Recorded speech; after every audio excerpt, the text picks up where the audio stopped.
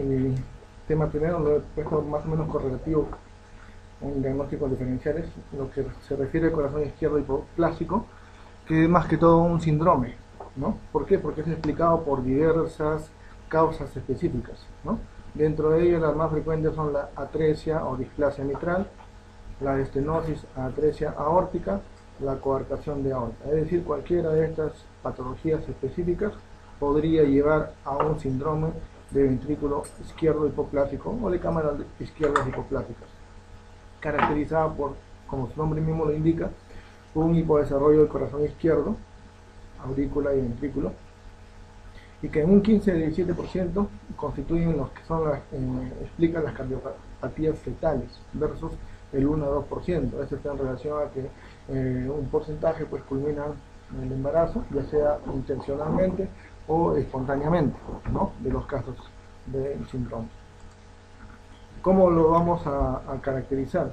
Con un aumento en la alteración de las 4 cámaras que predispone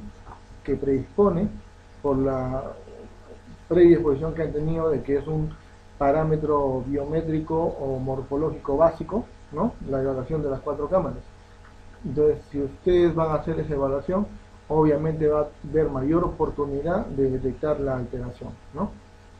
Y con una menor incidencia al nacer por la letalidad intrauterina o la interrupción legal del embarazo en donde corresponde a su legalidad. Hay una forma clásica caracterizada por la atresia mitral o más atresia aórtica. Sin embargo, como les decía, hay variantes, ¿no? Asociados a estos defectos estructurales específicos. Acá vamos a tratar más que todo la que es de una causa más frecuente y primaria, que es la referida a la atresia mitral. ¿Y qué es lo que caracteriza a la atresia mitral? Como vemos acá en la gráfica, ¿no? Se pierde la proporcionalidad en las 4 cámaras. Vemos el lado derecho, vemos el lado izquierdo, la aurícula izquierda, el ventrículo izquierdo, y vemos prioritariamente una hipoplasia del ventrículo izquierdo y una ausencia de comunicación entre lo que es la aurícula izquierda y el ventrículo izquierdo, es decir, una atresia de la válvula mitral, ¿no? No hay conexión formal. Uy, no.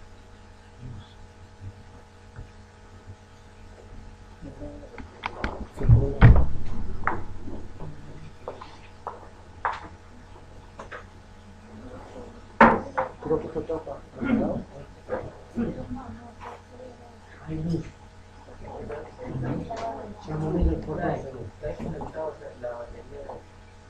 La batería del cordón,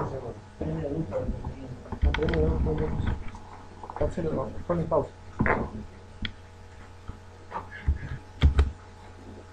Seguro que está.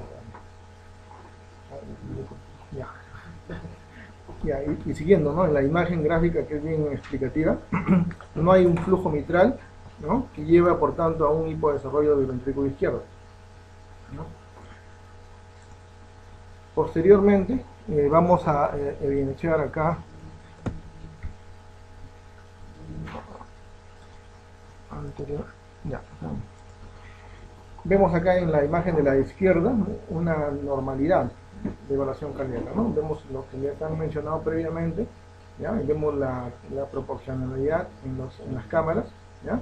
Incluso en el flujo vascular, vean ustedes, muy semejantes, muy proporcionales, ¿ya? Y vamos a ver acá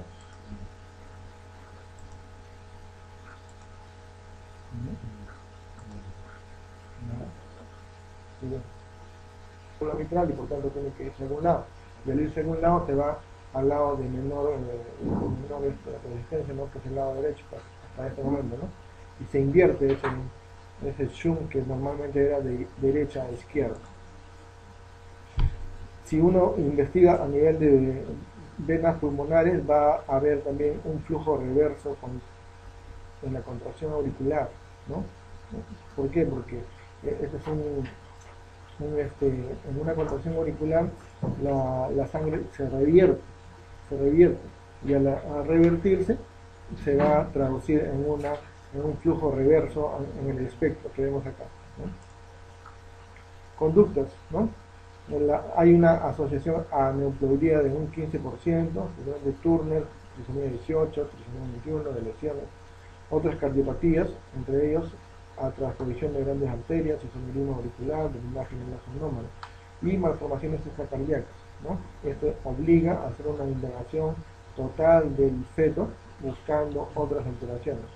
El control ecocardiográfico es en un lapso que veamos progresión, ¿no? Entre 2 a 4 semanas, y evaluar más que todo la función del ventrículo derecho, pues este tiende a volverse insuficiente y todo lo que ello condiciona, ¿no? A un edema, un hidrox generalizado, una insuficiencia generalizada y muerte fetal, según la severidad y la progresión de los defectos, ¿no? La conducta clínica, informar pues que es una cardiopatía de muy mal pronóstico con elevada mortalidad intrauterina, especialmente cuando haya estas características: restricción en el flujo de la fosa oval, ¿no? Y restricción en el crecimiento intrauterino o el compromiso hemodinámico generalizado, ¿no? Cuando también hay anomalías del sistema nervioso central asociadas, o cuando sea a raíz de la hipoperfusión crónica, ¿no? Que traduce un defecto nutritivo al cerebro, ¿no? Estos fetos, cuando nacen, tienen desarrollo neurológico deficiente por el mecanismo de la hipoperfusión. Ustedes saben que la ventrículo izquierdo tiene que irrigar a todo lo que es el sistema sistémico y cerebral central, ¿no? Es una cardiopatía ductus dependiente y por tanto se recomienda en parto en centro especializado. Opciones: hay opciones que se usan en otros países: interrupción legal de la gestación, actitud compasiva, ¿no? Cirugía paliativa, postnatal, ¿no? Que no es una cirugía curativa, es una cirugía paliativa nada más, ¿no? Trasplantes cardíacos. Las opciones, los que mencionaba, ¿no? No hay realmente un tratamiento curativo efectivo. El segundo, coartación de la aorta. Disminución del calibre en el arco aórtico, que puede ser segmentario o tubular, ¿no? Explica un 5 a 6% de las cardiopatías congénitas en recién nacidos. Hay dos tipos: la preductal, tubular, y la justaductal o podductal, ¿no? Asociada a la primera a una hipoplasia en el arco aórtico. Esta está en relación al ductus, ¿no? El ductus anterior, ya sea antes o después del ductus arterioso. La primera generalmente da clínica fetal o neonatal, y la segunda generalmente da clínica infantil. Es poco probable que dé una clínica fetal. ¿Cómo lo sospechamos? Primero, conocer que es una de las cardiopatías de menos diagnóstico en la vida fetal, ¿no? Porque típicamente no hay mucha manifestación ecográfica, ¿no? Sin embargo, hay algunos signos que podrían alertarnos de esto, ¿no? Por ejemplo, la dominancia significativa derecha, ¿no? Que es un signo de sospecha. Normalmente hay una proporcionalidad, les mostrábamos previamente. Sin embargo, cuando se pierde esta proporcionalidad o hay una dominancia significativa, especialmente mayor de 1.4 entre la relación del lado derecho versus el izquierdo, hay que empezar a pensar ya un problema de coartación de aorta. La relación se traduce también en los vasos que dependen de los flujos de las contracciones ventriculares, ¿no? Ya sea la aorta, ¿no? Flujos atrioventriculares discordantes, ¿no? Sin embargo, acá hay que diferenciar, por ejemplo, si bien hay desproporción en el lado derecho, hay flujo mitral presente, ¿no? A diferencia de la atresia mitral o la hipoplasia ventrículo izquierdo, ¿no? Que hay una ausencia del pasaje auricular izquierda a ventrículo izquierdo, ¿no? Y en algunos casos leves, el tamaño de las cavidades cardíacas pueden estar dentro de lo normal, ¿no? Por ejemplo, es típico que haya una proporción mayor del tamaño derecho en el tercer trimestre. Sin embargo, esto no es frecuente en el segundo trimestre. Cuando uno ya encuentra una desproporción predominante del lado derecho en el segundo trimestre, hay que empezar a buscar signos adicionales de coartación de aorta, ¿no? Hay medidas específicas y puntos de reparo específicos para hacer las mediciones, y hay valores de referencia para cada estructura, ¿no? Esto implica ya una ecocardiografía más avanzada. La medición se realiza a este nivel, uno de los puntos de reparo de mayor facilidad, ¿no? Justo debajo de las válvulas auriculoventriculares. Miren acá esta desproporción evidente, ¿no? Y el punto de medición, ¿no? Discordancia de flujos auriculoventriculares, también hay una discordancia. En un lado se ve en el color, uno lado más grueso, ¿no? Y el otro lado más delgado, ¿no? Sin embargo presente, ¿no? Y también puede dar la irregularidad, es un vista de 4 cámaras. Esta es una proporción muy significativa, muy evidente. En los casos leves no es muy notoria esta desproporción, ¿no? Acá vemos el lado derecho, el lado izquierdo, pasaje a través de la válvula mitral, ¿no? Una desproporción evidente acá en el lado derecho, ¿no? Vean los flujos, los grosores del flujo de entrada ventricular, de entrada auriculoventricular, ¿no? Hay un engrosamiento en la parte endotelial, esto le llaman fibroelastosis endocárdica, ¿no? Vean el corte de tres vasos, una desproporción evidente en la parte de la arteria pulmonar versus la aorta, ¿no? El ductus arterioso, ¿no? El arco aórtico, ¿no? Entonces, acá lo que faltaría, por ejemplo, ver cómo está el corte sagital, el arco aórtico, ¿no? Sin embargo, se refiere que es muy improbable que sea diagnosticado fácilmente, ¿no? Entonces, anomalía de 4 cámaras, proporción predominio en el lado derecho, ¿no? Fibroelastosis endocárdica. Si hay mayor progresión, va a progresar al grupo izquierdo hipoplásico.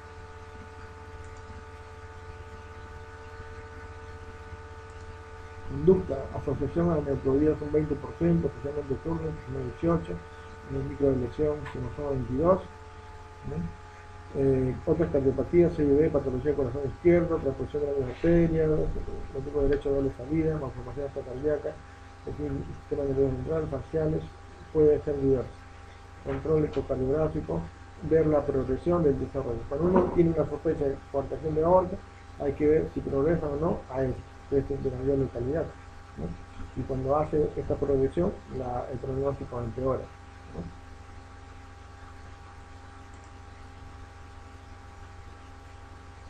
Se propone una cirugía, angioplastia, cateterismo, con una mortalidad menor del 5%, sin embargo pueden hacer complicaciones, ¿no? Al final es una cardiopatía también de un pronóstico comprometido a lo siguiente, estenosis aórtica, lesión congénita de la válvula aórtica, 3% total de cardiopatías congénitas. Puede ser a nivel supravalvular, valvular, que es el más frecuente, ¿no? Subaórtico, ¿no? Y las asociadas también a un síndrome de Wheeler, caracterizado por un micro de lesión, ¿no?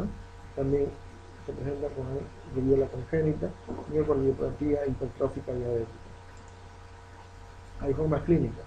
Todas las cardiopatías que les presento tienen diversas formas clínicas que dependen de la severidad del defecto estructural, ¿no? Por ejemplo, la forma la que se ve leves o moderadas, la diferencia entre la normalidad en la vista de 4 cámaras va a ser mínima, ¿no? Va a ser muy mínimo, ¿no? El diagnóstico va a ser tanto difícil. Si uno no está acostumbrado a ver la proporcionalidad, ¿no? Va a fallar en la detección de esas alteraciones.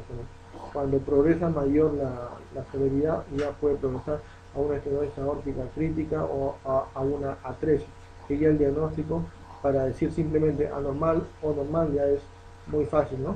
Faltaría precisar nada más qué tipo de lesión, pero si uno se acostumbra a ver lo normal, va a detectar los signos de sospecha, ¿no? En la leve, en el corte de 4 cámaras, les decía, puede verse normal, ¿ya? Con válvula mitral de apertura normal y aún no insuficiente. La válvula aórtica sí puede detectarse si uno hace una medición muy cercana con un zoom adecuado, con una baja ganancia, puede notar una válvula aórtica engrosada e incluso hiposimétrica. Y si hace el flujo Doppler va a encontrar un flujo de alta velocidad, con aliasing incluso. Esto se traduce en que si hay una estenosis, todo el flujo que pasa a través de una estenosis aumenta su velocidad, ¿no? Y si lo compara con la normalidad, lo va a encontrar definitivamente aumentado. Puede haber también un flujo ísmico aórtico anterógrado. En la moderada, el corte de 4 cámaras ya va progresando a un ventrículo izquierdo hipertrófico, puede dilatarse con o sin insuficiencia mitral. La válvula aórtica se encuentra igual, engrosada, hipocinética, las mismas características del flujo, ya puede haber una dilatación postvalvular, ¿no? Y el flujo aísmico todavía persiste anterógrado. Conforme aumenta, progresa, el ventrículo izquierdo se torna más dilatado, más globuloso, más hipocontráctil, se instala ya la insuficiencia mitral, la válvula aórtica se vuelve igual, persiste engrosada e hipocinética, hay una mayor dilatación postvalvular y aparece ya un flujo reverso en el istmo aórtico, ¿no? Entonces, progresa. La conducta es poco asociada a anomalías cromosómicas, menos de un 2%, especialmente síndrome turno. Otras cardiopatías se pueden dar, malformaciones cardíacas poco frecuentes y por el trastorno de hipoperfusión en la vía fetal puede producir desarrollo neurológico o compromiso neurológico neonatal, ¿no? Si hay una estenosis aórtica leve a moderada, hay un bajo riesgo de evolución al ventrículo izquierdo hipoplástico. Si por otro lado nos encontramos en estado crítico o atrético, alto riesgo de evolución al ventrículo izquierdo hipoplástico. Y cuando hay riesgos, ¿no? Si usted encuentra una coartación estenosis y encuentra signos como estos, la progresión al ventrículo izquierdo hipoplástico es casi segura y el compromiso perinatal es totalmente peor, ¿no?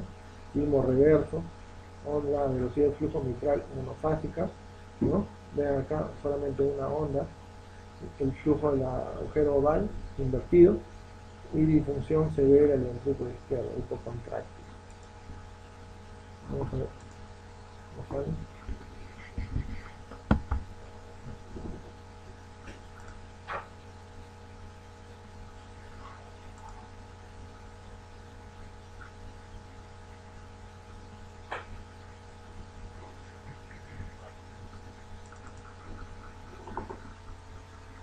Citogénica, ventrículo izquierdo dilatado, la velocidad alta, más de 2 metros por segundo. Acá todavía la función ventricular está preservada, eyecta con alta fuerza, producción en alta velocidad. Acá se altera ya la función ventricular y puede pasar de un alto flujo aórtico a una velocidad baja, ¿no? O sea, puede haber cambios. Uno no pensaría encontrar todo lo clásico en un mismo momento, porque es algo dinámico. Estenosis aórtica con flujo reverso, ¿no? Flujo retrógrado en el istmo aórtico. Vean el color azul y rojo que se da en una misma circunstancia que produce flujo reverso. Vean acá también en los cortes de base.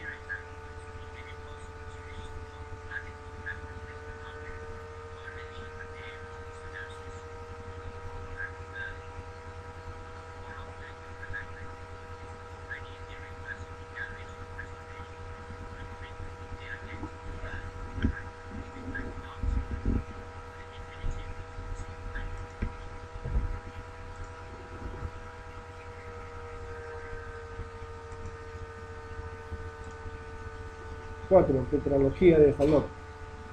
Tetralogía porque son 4 situaciones. La cuarta situación no se da en el feto, que es la hipertrofia, ¿no? Del ventrículo derecho, ¿no? Acá hay comunicación interventricular, una, aorta cabalgada, 2, una patología pulmonar que se produce es un grado variable de obstrucción del tronco pulmonar, ¿no? Y lo que es la hipertrofia ventricular, ¿no? Es una cardiopatía congénita fenótica más frecuente en menor de un año, incidencia 8-12% de las cardiopatías en series postnatales, 3-7% prenatales, ¿no? La característica, una comunicación interventricular, estenosis a nivel del infundíbulo de la arteria pulmonar, ¿no? Esto es muy variable, puede ser hasta 13 pulmonar, ¿no? Vamos a ver. Aorta cabalgada, desproposición de la arteria aorta, ¿no? Con raíz aórtica cabalgada, ¿no? Se establece sobre el defecto. y lo que es la hipertrofia concéntrica del ventrículo derecho, que no se da en estado fetal por la compensación hemodinámica que ocurre, ¿no? Cuando empezamos a sospecharles, cuando por ejemplo encontramos una levocardia, mencionaba el doctor Huerta el eje normal, ¿no? Cuando le decía 45 más o menos 20 grados, ¿no? Entonces más o menos 65 grados como límite, ¿no? Acá vemos por ejemplo que se ha medido en este caso 77 a más incluso, ¿no? Y vemos en este caso totalmente horizontal, ¿no? Hay conservación de la apariencia de las cuatro cámaras, ¿no? Uno no pensaría que podría tener un defecto si no conoce, por ejemplo, cuál es el ángulo que debe encontrarse como máximo el corazón, ¿no? El corte que ayuda mucho es el corte de 5 cámaras. Le decía que el corte básico de 4 cámaras angulan hacia el lado craneal, ¿no? Y como primera estructura que sale, van ustedes a observar la salida de la aorta, ¿no? Es el corte de 5 cámaras. Y acá debemos ver una característica, la continuidad septo-aórtica, es decir, el tabique interventricular debe continuarse íntegro con la pared anterior de la arteria aórtica. Eso es lo que se denomina continuidad septo-aórtica, ¿no? Entonces, si nosotros hacemos esta maniobra y vemos pérdida de esa continuidad, estamos detectando de primera instancia un defecto en el tabique interventricular muy cerca al tracto de salida, como decía el doctor Huerta, ¿no? Entonces, esto es un CIB de salida versus el CIB de entrada, que es cerca a la válvula auriculoventricular. Y vemos acá también, al no haber continuidad, podemos encontrar una aorta cabalgante, como vemos en este caso, ¿no? Vemos acá lo normal, continuidad septoaórtica, y pérdida de la continuidad con un CIB, ¿no? Comunicación interventricular. Acá, normal, continuidad, acá, cabalgamiento aórtico. Miren cómo está acá el tabique y no continúa totalmente, incluso hay un cabalgamiento evidente, ¿no? Una imagen en color, donde se ve una imagen referida como imagen en Y, ¿no? Este es lo normal, miren, el flujo de salida de la aorta, un solo flujo, ¿no? Sin embargo, al haber el defecto del tabique interventricular, se unen acá y da una imagen en Y, ¿no? Con la aorta cabalgada. Ahora, el corte de 3 bajos nos va a permitir ver el tipo de falot, ¿no? Por ejemplo, el tipo más frecuente es el asociado a estenosis pulmonar, ¿no? El segundo, cuando hay atresia pulmonar. Y el tercero, hay una ausencia de la válvula pulmonar, ¿no? Entonces, en este tercer tipo ya vamos a ver una dilatación más bien marcada versus los cortes previos, ¿no? Va a haber un signo, el signo del interrogante le llaman. ¿Por qué? Porque miren la imagen acá, al haber pérdida de la continuidad septoaórtica, hay una dextroposición de la aorta por hiperflujo, porque recibe sangre tanto del lado izquierdo como del lado derecho. Hay un hiperflujo y esto tiende a ponerse al lado derecho. Y si el hiperflujo es bastante significativo, va a dar una imagen típica del signo del interrogante, ¿no? Y se presenta este signo en un 50% cuando hay estenosis pulmonar y hasta un 90% cuando hay atresia pulmonar, ¿no?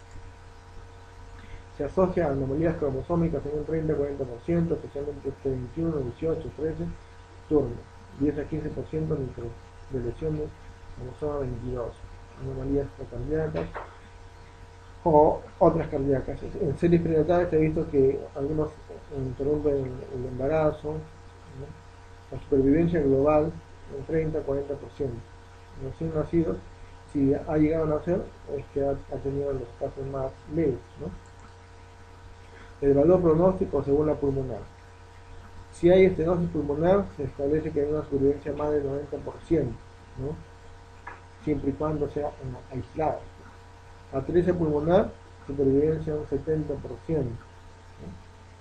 ¿Qué más frecuente? Vean el signo de interrogante, recuerden, la aorta, hiperflujo, desproporción. Y cuando hay ausencia de la válvula pulmonar, la supervivencia es menor al 50%. Esto es lo más severo.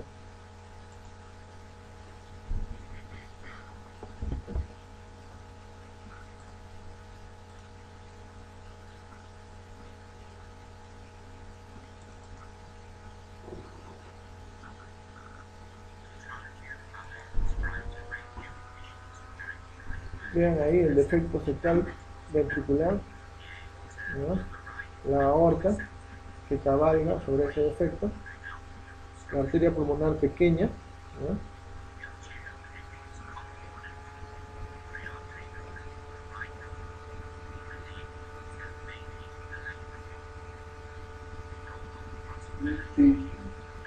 Arteria pulmonar,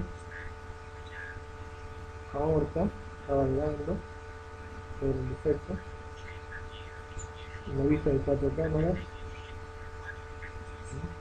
Vemos aparentemente normal las 4 cámaras. Les dije, pasan al corte de 5 cámaras para que les permita ver la pérdida de la continuidad septo-aórtica y un CID, ¿no? El hiperflujo a nivel de la aorta, la desproporción de la aorta, ¿no?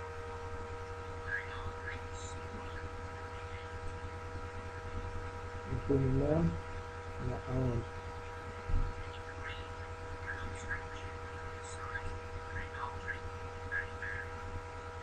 En el eje corto,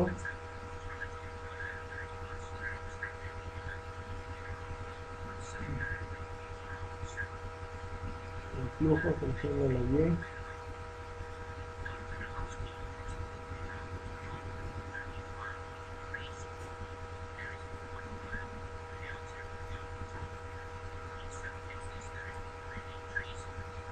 En el caso de la atresia pulmonar, ¿no? 4 cámaras.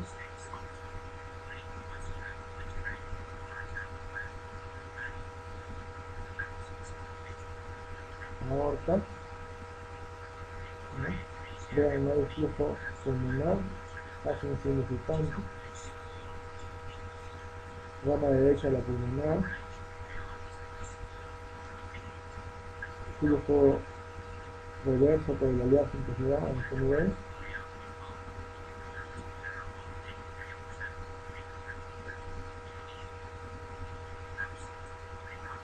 En el caso de válvula pulmonar ausente, ¿no? Por otro lado se da una dilatación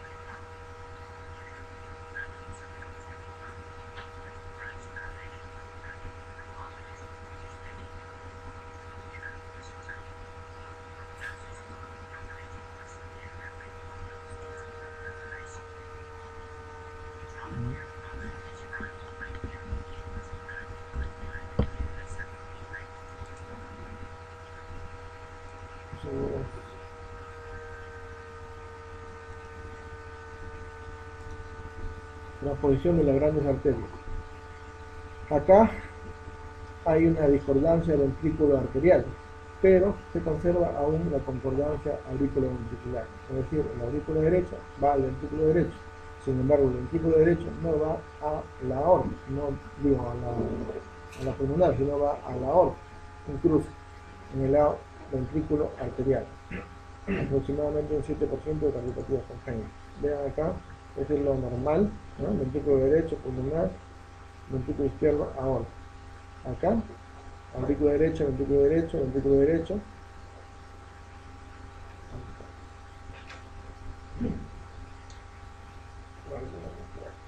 La aorta de la derecha emerge del ventrículo derecho, en comparación con el corazón normal, ¿no?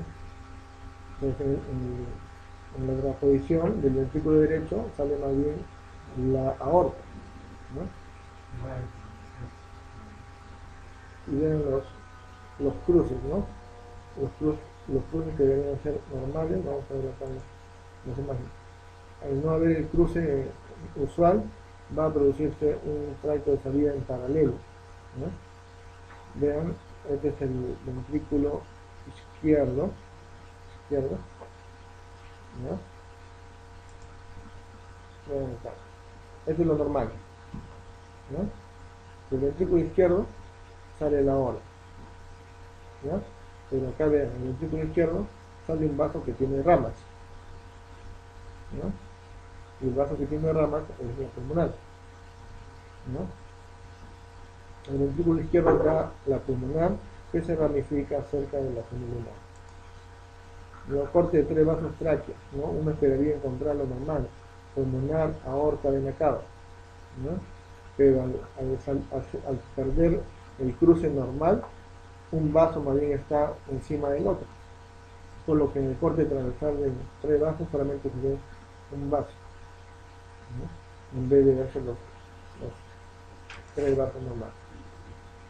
Raro, anomalías cromosómicas y cardíacas. 50% es aislada. Puede asociarse a CID, estenosis pulmonar, coartación de aorta.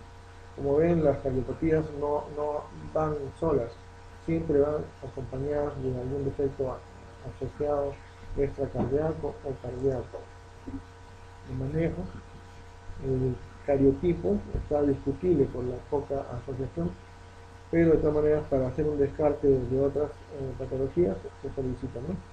Control periódico para ver si hay progresión a estenosis aórtica o pulmonar, restricción de la fosa oval, restricción del líquido anterior, que son signos de mal pronóstico. También es una cardiopatía líquido dependiente, ¿no? Parte del centro de tercer nivel.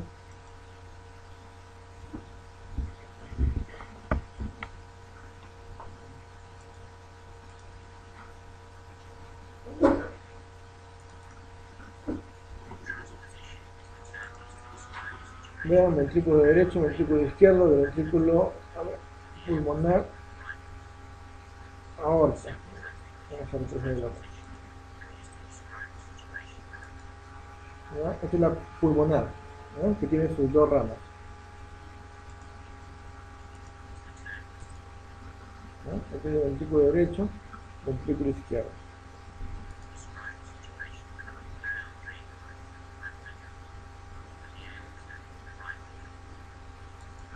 ¿Ya? Del ventrículo derecho sale la aorta.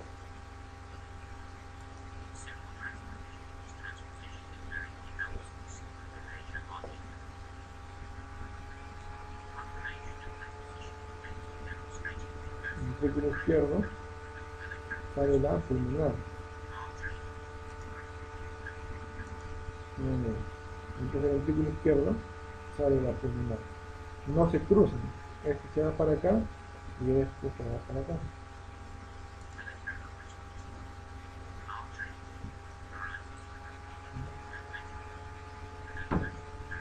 La aorta saliendo del ventrículo derecho y la pulmonar saliendo del ventrículo izquierdo. En el corte de tres vasos ven solamente se ve un vaso.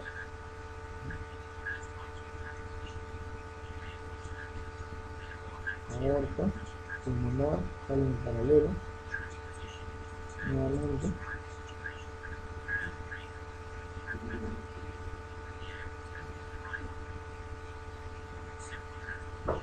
Aorta. Pulmonar.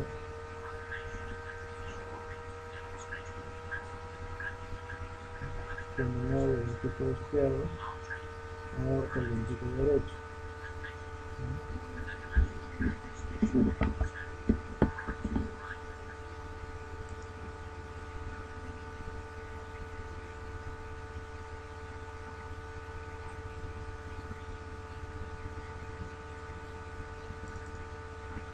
Esto es lo usual que debe ocurrir. ¿Vean? El pulmonar que sale del ventrículo derecho, ¿no? Por sus ramas. Del ventrículo izquierdo sale la aorta, ¿no? Y ambos se cruzan.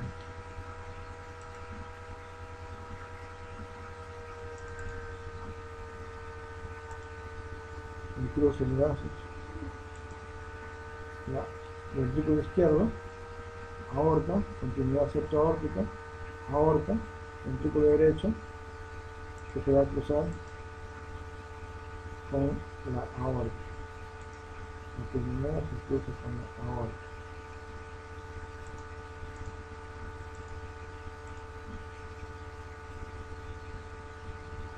Entonces en la otra posición el ventrículo izquierdo va a salir la pulmonar, ¿sí?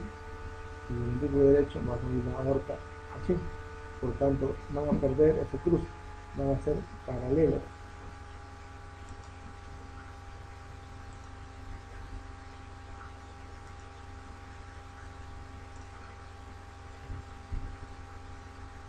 Hay otra variante, la transposición corregida de las grandes arterias, ¿no? Que no vamos a tocar acá, pero más o menos para mencionarle, ahí sí, del ventrículo hay discordancia entre lo que es aurículo ventricular, ¿no?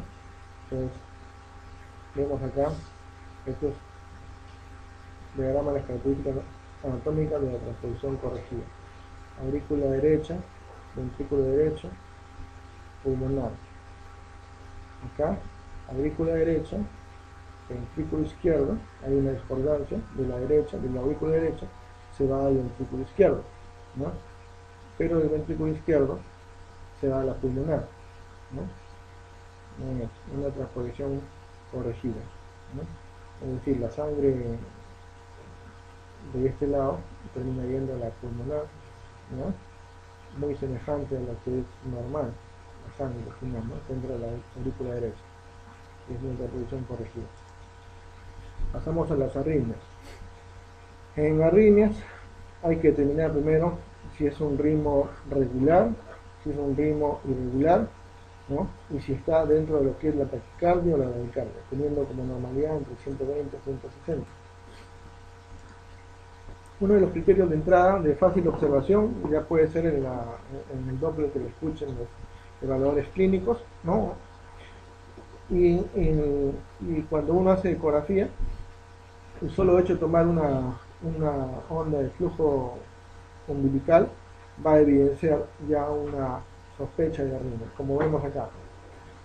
Vamos a ver en primer lugar las arritmias de tipo irregular, ¿no? Que constituyen la más frecuente, cerca del 90 al 95%, ¿no? Vemos acá un flujo umbilical, ¿no? Las ondas, sístole, diástole, sístole, diástole, sístole, diástole, y vemos una onda pequeñita en este punto, ¿no? Este intervalo, ¿no? Constituye una pausa, y este latido es un latido extra, ¿no? Entonces, esas son las evidencias de las extrasístoles. ¿Cómo podemos verlo en el modo M? ¿No? Colocando el cursor en una aurícula y en un ventrículo, ¿no?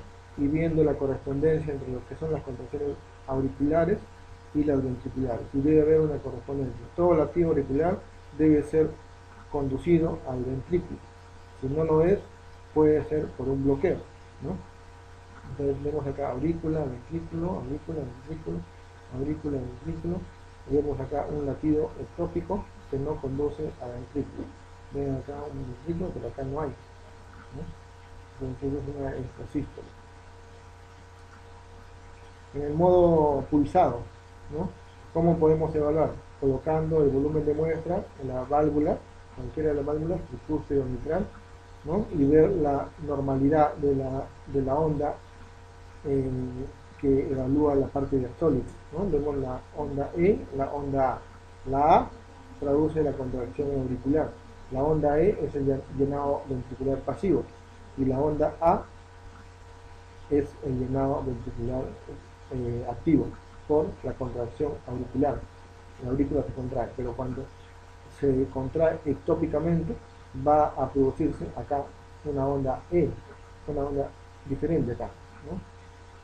E, A, esto está un poco mal, me parece, sí, onda E, onda A, esta es la onda A, un latido auricular prematuro, ¿no? Entonces, para cada contracción auricular debe haber una contracción ventricular. Si vemos pérdida de esta correspondencia, estamos determinando un defecto en la conducción, ¿no? Y traduce también una arritmia. Acá, otro punto de evaluación es acá, ensonamos en una válvula auriculoventricular y en una salida, puede ser la salida pulmonar o la salida aórtica, ¿no? Y vemos la presencia de la onda E y la onda A, ¿no? y la correspondencia con una eyección ventricular, que es la sístole, ¿no? Y una salida de la aorta, en este caso, ¿no? De la salida de la aorta desde la válvula tricúspide, ¿no? Entonces, cuando no hay una correspondencia, estamos determinando, por ejemplo, un bloqueo, ¿no? Y según la frecuencia o la relación entre lo que es las contracciones auriculares a las contracciones ventriculares, vamos a determinar la severidad del bloqueo, ¿no?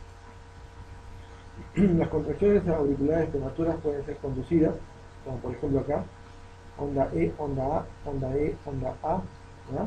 Y acá vemos una contracción auricular, ¿ya? Les decía en la imagen previa, no es la onda E, sino la onda A la que se ve acá. Entonces, esta es la onda A, hay un latido ectópico auricular, ¿no?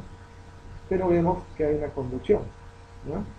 Aurícula, ventrículo, de las ondas normales. Acá hay un latido ectópico auricular y se conduce en una contracción ventricular. Sin embargo, no es de la magnitud usual, es una contracción más pequeña, pero se conduce, ¿no? Acá la frecuencia cardíaca no va a variar, ¿no? Acá otro modo de ver las trasístoles conducidas, ¿no? En el modo M. Aurícula, ventrículo, aurícula, ventrículo, aurícula, ventrículo, aurícula, ventrículo, pequeñito, pero conducida, ¿no? En el modo M. Versus las contracciones auriculares prematuras bloqueadas, ¿no? Vemos acá aurícula, ventrículo, aurícula, ventrículo, aurícula pequeña y no hay contracción ventricular, ¿no? Esta es una contracción auricular prematura bloqueada, ¿no? Que puede explicar las arritmias, ¿no? La bradiarritmia.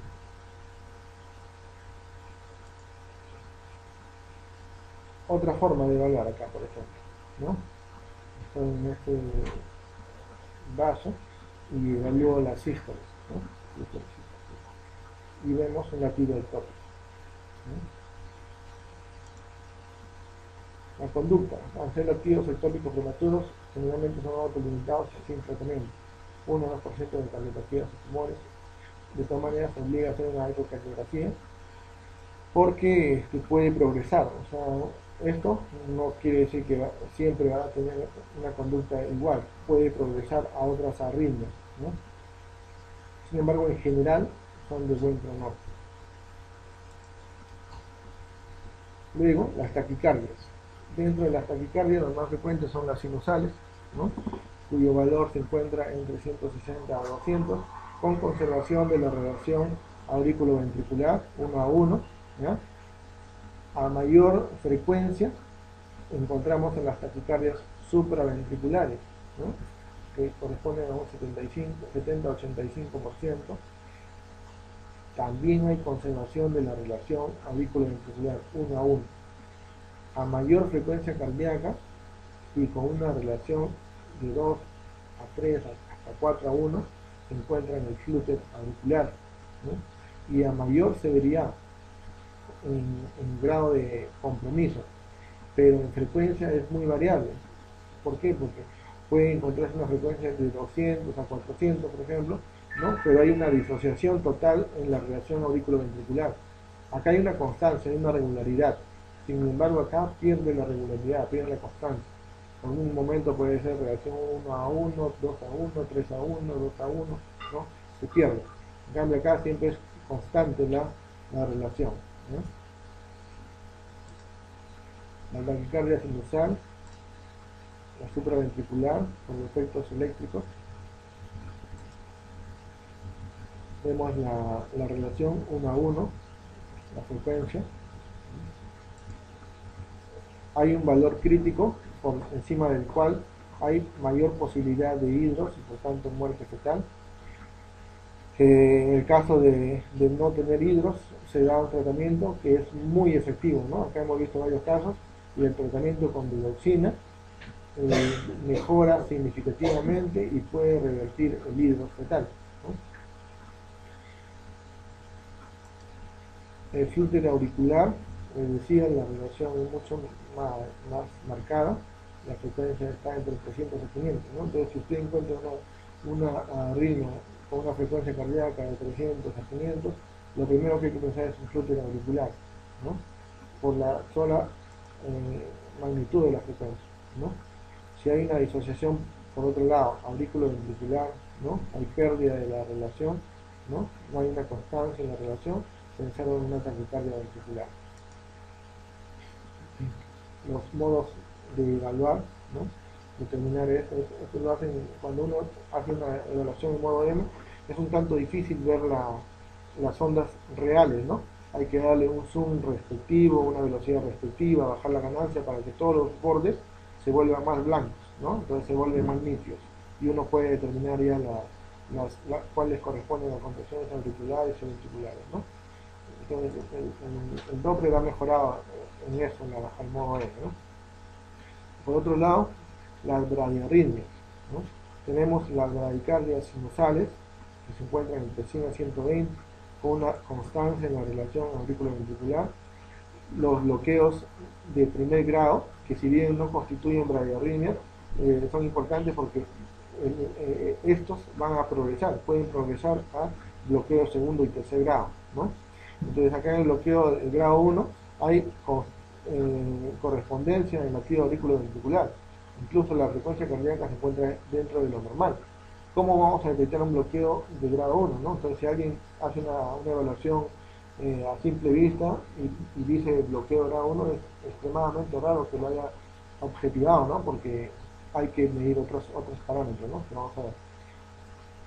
En el bloqueo grado 2, la frecuencia cardíaca se encuentra entre estos valores y hay una correspondencia en la relación de 2 a 1 a 3 a 1. Y en el bloqueo completo, en grado 3, ya hay una pérdida completa de la relación.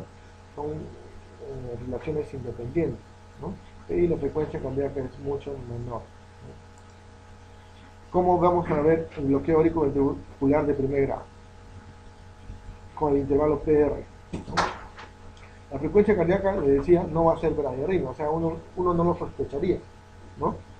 Pero si hace este tipo de evaluación funcional cardíaca, puede encontrar una relación del intervalo PR mayor de 0.14 milisegundos, ¿no? Una prolongación. Entonces, esto sí va a ser el diagnóstico objetivo de un bloqueo auriculoventricular de primer grado, ¿no? Entonces, cuando haya esta sospecha, hay que ver la progresión. Otra característica, en el bloqueo la frecuencia auricular es regular, auricular es regular. En las contracciones auriculares bloqueadas, la frecuencia es irregular, ¿no? Como hemos visto previamente. Es un punto de diferenciación. Vean acá un caso de frecuencia cardíaca auricular 157 y frecuencia cardíaca ventricular de 71. Una paciente que hemos visto recién con lupus, ¿no? Y que llegó con esa frecuencia cardíaca, ¿no? Incluso llegó un poco menos, o sea, un ejemplo, ¿no? Pero empezó a tomar su tratamiento. Ella tomaba salbutamol, toma salbutamol todos los días, ¿no? Y le refirieron que había dejado de tomar el salbutamol y detectaron la frecuencia cardíaca en 50, 60 y la mandaron urgente al hospital, ¿no? Entonces no hay anomalías asociadas en esta paciente más que la presencia del lupus materno. Ahora, las arritmias pueden producir cambios hemodinámicos de diversa índole, ¿no? Por ejemplo, este es un flujo del ducto venoso. ¿Qué vemos acá? ¿No? Vemos una onda reversa en la onda A, ¿no? En el ducto venoso, ¿no? Esto traduce más que todo una contracción auricular, ¿no? Y frente a una no conducción ventricular, ¿no? Entonces hay una reversión. Y estos cambios pueden ser transitorios, ¿no? Pueden progresar también a otros valores, ¿no? En bloqueo auriculoventricular hay que investigar obligatoriamente anticuerpos maternos, porque un 45% son autoinmunes, y lesión directa del tejido no auriculoventricular. 45% tienen otras cardiopatías, ¿no? En general se dice que tienen un mal pronóstico, en general, ¿no? Y la progresión depende de la frecuencia cardíaca fetal crítica. Menor de 55, ¿no? Hay mayor posibilidad de que haga hidros fetal, insuficiencia cardíaca y todo lo que viene después. ¿no? El tratamiento, uno de los tratamientos efectivos es salbutamol oral, más que todo para aumentar la frecuencia cardíaca, ¿no? En caso ya de hidros instalados, se opta ya por agregar digoxina y furosemida, ¿no? Les comentaba que o les comento que en el bloqueo de primer grado en diferentes ámbitos recomienda la administración de corticoides. Sin embargo, hasta el momento se ha visto que no tiene eficacia, ¿no? Entonces hay dudas sobre la efectividad del corticoide, ¿no? Mayor de 50% de morbimortalidad perinatal, 80% de tratamiento definitivo es un marcapaso. Y hay riesgo de secuelas del sistema nervioso central y muerte súbita, ¿no? Por eso, en general, tienen mal pronóstico, ¿no? Entonces, cuando uno encuentra un bloqueo auriculoventricular, bradicárdica, y no encuentra anomalías asociadas, uno no debería esperanzar a la madre con que todo va a ir bien.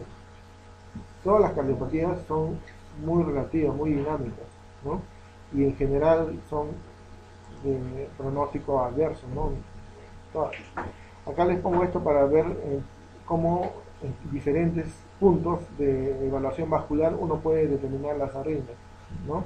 En la salida del flujo aórtico con la válvula auriculoventricular, a nivel de la aorta con la vena cava superior, esto está usándose actualmente mucho, ¿ya? Sin embargo, exige uno corrección de los parámetros del ecógrafo, ¿no? Por ejemplo, ustedes conozcan que las venas tienen un flujo lento y los vasos obstétricos comunes como arteria umbilical y corazón trabajan con PRFs altos. Entonces, cuando uno empieza a evaluar algún vaso arterial y de pasadita quiere evaluar un flujo venoso, va a tener que hacer una corrección para que se evidencie el flujo venoso, si no lo va a inadvertir, lo va a perder se va a perder las señales, ¿no? Pero es un es un punto de mucha ayuda en la evaluación del tipo de arritmias y bloqueos, ¿no? Acá vemos igual el intervalo, el PR, ¿no? Igual, otros puntos. Ahora, hay diferentes puntos de evaluación. Por ejemplo, también hemos visto en la mañana con alguno de sus colegas el modo M, color en modo M, ¿no? Entonces, ayuda mucho, ¿no?